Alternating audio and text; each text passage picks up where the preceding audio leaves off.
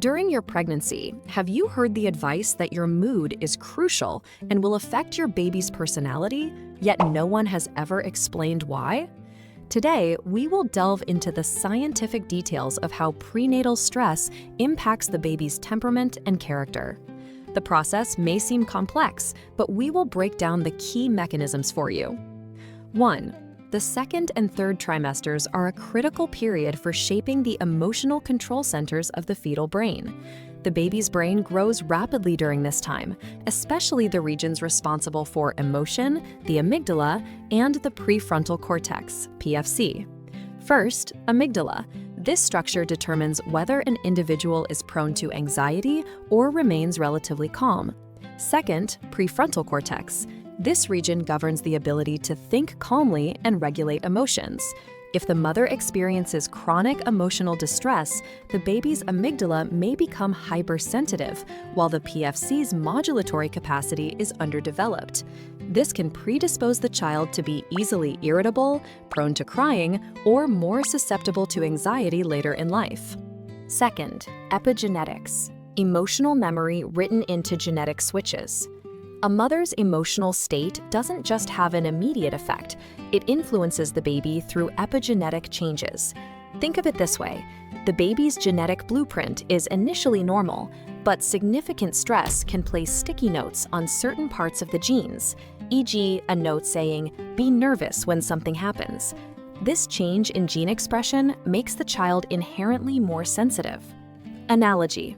Two computers with identical hardware can run differently if one's default operating system starts with multiple alarms and warnings, while the other is quiet. This difference is the effect of the genetic switches. 3. The transmission of stress hormones. Under normal conditions, the placenta acts as a protective barrier, blocking a portion of maternal hormones from entering the fetus. However, when stress is too severe or prolonged, this barrier can be overwhelmed. Excessive levels of the stress hormone cortisol can cross the placenta and enter the amniotic fluid and the baby's system. Impact. The baby is essentially suspended in a high-pressure environment within the amniotic fluid. Over time, the fetal body learns this environment. The heart rate and nervous system become more sensitive. There is a tendency to overreact to external stimuli. In the future, the child will be more prone to tension and unease when facing pressure. 4. Infant temperament and mother-infant interaction. Mothers who experience long-term negative emotions during pregnancy are at a higher risk for postpartum depression or mother-infant attachment difficulties after birth.